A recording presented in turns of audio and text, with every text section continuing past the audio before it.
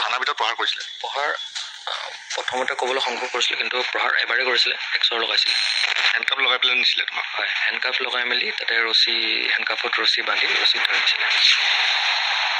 কৈছে যে এটা ভিডিঅ' কিন্তু এতিয়ালৈকে পোৱা নাই বা ভাইৰেল হোৱা নাই তোমাক বহু সময় যোনটো ভিডিঅ' ইতিমধ্যে অসমৰ ৰাইজে দেখা পাই আছে তাৰ আগৰো এটা ভিডিঅ' আছে বুলি তুমি কৈছা য'ত তোমাক তেতিয়াও প্ৰহাৰ কৰি আছিলে বুলি কৈছা তুমি হেলমেটৰ ওপৰত কাৰণ মোৰ আজি দেউতা নাই কিন্তু দেউতাৰ পুলিচতে আছিলে দেউতা 2011তে আপোনাৰ এছআৰ ৰেংকত আছিলে আৰু তেওঁ যদি থাকাহেঁতেন তেওঁৰ ৰিটায়াৰমেণ্ট DSP হৈ থাকিলে হ'লে হয় এটা ভিডিঅ' এটা আছিলে বাৰু কিন্তু এতিয়া সেইটো ময়ো গম নাপাওঁ ক'ত কি হ'ল তাত মানে তাতে আপোনাৰ ধৰক তাতে এটা বস্তু দেখা গ'ল হ'লে যে কাৰণ মানে যেতিয়া আৰক্ষীজনে মানে মোক ধৰক ৰখাইছিলে তেতিয়া মানে মোক ৰখাম বুলি ৰখা নাছিলে মানে মোক ধৰক প্ৰহাৰ মই যে কৈছিলোঁ প্ৰহাৰ কৰি ৰখাইছিলে সেই বস্তুটো তেতিয়া দেখা গ'ল হ'লে মানে হয় এতিয়াতো বাৰু দেখা যোৱা নাই প্ৰহাৰ কৰিছে যেতিয়া তেনেকেই প্ৰহাৰ কৰি ৰখাইছে কথাটো সেইটোৱে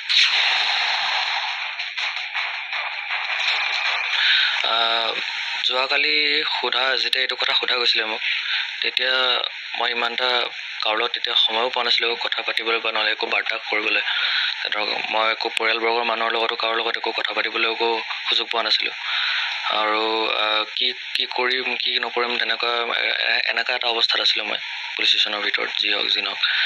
তো পিছত মই কথাবোৰ ভাবিলোঁ কথা বতৰা পাতিলোঁ বহুতখিনি মানে পৰামৰ্শ ল'লোঁ নিজৰ ঘৰৰ মানুহৰ আৰু লগতে মোৰ বৰ্তাহঁতৰ লগত সকলোখিনি মানুহৰ লগতে মই কথা বতৰা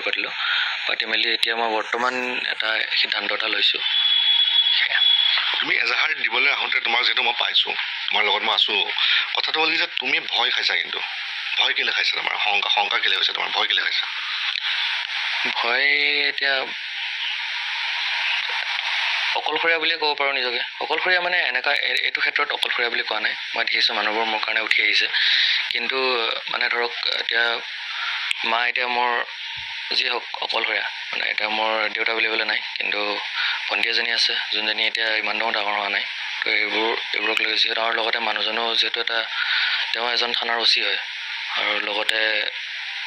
সেইটোকে আৰু সেইটোকে ক'বলৈ ওলাই আহিছোঁ ধৰক সেইকাৰণে অলপ ভয় আৰু তেনেকুৱা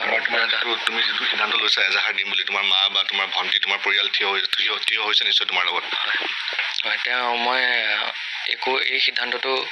এনেকুৱাকৈ লোৱা নাই যে মই অকল নিজৰ হেৰিতে বা নহ'লে তেনেকুৱাকৈ একো লোৱা নাই মই নিজৰ পৰিয়ালৰ লগতো ভালকৈ যথেষ্ট পৰামৰ্শ লৈ পেলাই হেৰি কৰিছোঁ তোমাৰ এনেই এডভোকেটে কি কৈছে তোমাৰ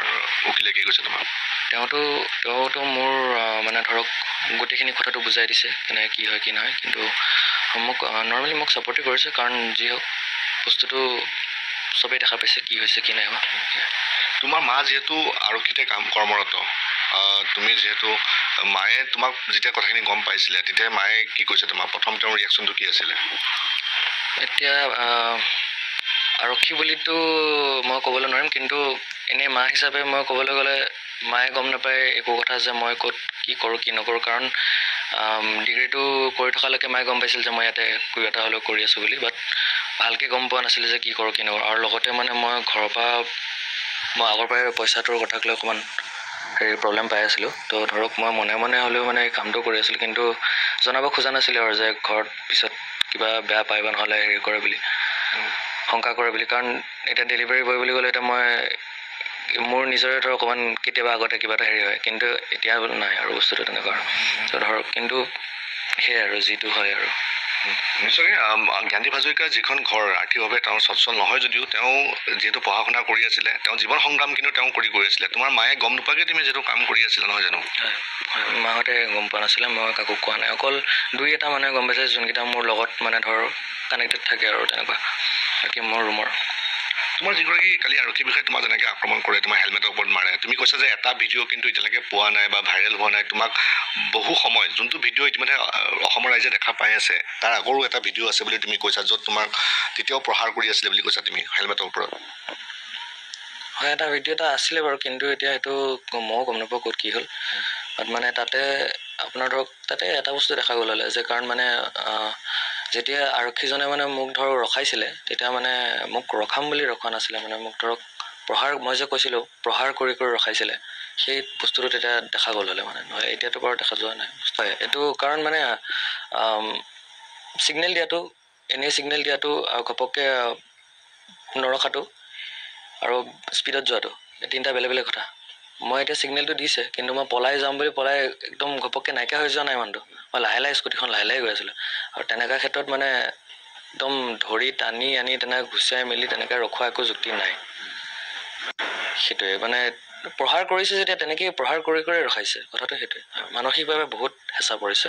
সঁচাকৈ বহুত হেঁচা পৰিছে তোমাৰ হেণ্ডকাপ লগাই পেলাই নিছিলে তোমাক হয় হেণ্ডকাফ লগাই মেলি তাতে হেণ্ডকাফত ৰছী বান্ধি ৰছীত ধৰি নিছিলে তুমি এটা কথা চোৱা তুমি এতিয়া যিহেতু এজাহাৰ দিব গৈছা তুমি কথাটো ক'ব পাৰা এতিয়া এইটো সময়ত যে তোমাক থানাৰ ভিতৰতো তোমাক অশ্ৰাব্য গালি গালাজ পাৰিছে হয় নৰ্মেল কৰিছিলে প্ৰহাৰ কৰিছিলে নেকি থানাৰ ভিতৰত প্ৰহাৰ কৰিছিলে নেকি প্ৰহাৰ প্ৰথমতে ক'বলৈ সংগ্ৰহ কৰিছিলে কিন্তু প্ৰহাৰ এবাৰেই কৰিছিলে এক্সৰ লগাইছিলে থানাৰ ভিতৰত হয় আৰু অশ্ৰাব্য গালি গালাজ আৰু ক'ব পাৰি নে নোৱাৰি কেমেৰাৰ আগত মই নকওঁ ইমানেই অশ্ৰাব্য ইমানেই অভদ্ৰ ব্যৱহাৰ প্ৰয়োগ কৰিছিলে কিন্তু কথা কাৰণ মোৰ আজি দেউতা নাই কিন্তু দেউতাৰ পুলিচতে আছিলে দেউতা 2011তে আপোনাৰ ASI ৰেংকত আছিলে আৰু তেওঁ যদি থাকাহেঁতেন তেওঁৰ ৰিটায়াৰমেণ্ট DSP হৈ থাকিলে হ'লে এতিয়া কিন্তু তাৰপিছত ধৰ দেউতা যোৱাৰ পিছতো আমাৰ কাৰো ধৰ ফেমিলি মেম্বাৰ কাৰো চাকৰি তাকৰি নাই তেনেকৈ একো নাই তাৰপিছত 9 বছৰ ধৰি মাৰো চাকৰি নাছিলে তাৰপিছতহে লাহেকৈ চাকৰিটো পাইছে মায়ে পুলিচতে পাইছে তেনেকুৱা তো সেইটো মানে সেইকাৰণে ধৰক মোৰ আগৰ পৰাই এটা আৱেগ আছে মানে সৰুৰ পৰা কাৰণ মই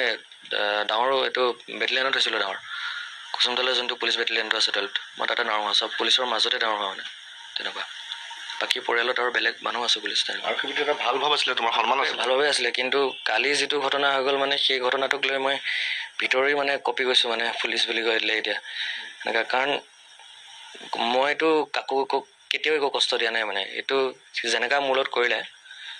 আৰু সেইটো হ'ব নালাগে মানে কেতিয়াও কাৰোলত হ'ব নালাগে কাৰণ কোন ক'ত কি কষ্ট কৰি থাকে সেইটো আমি ক'ব নোৱাৰোঁ ন এতিয়া চবেই তেনেকৈ কৰ্মৰত থাকে এতিয়া নৰ্মেল যদি নিজৰ যদি পাৱাৰটো যদি তেনেকৈ দেখাব যায় সেইটো একদম বেয়া কথা কাৰণ যিহেতু তেওঁৰ এটা দায়িত্ব আছে তেওঁ দায়িত্বৰ বাহিৰে যদি তেওঁ সেইবোৰ কৰে সেইটো বেয়া কথা সেইটোৱে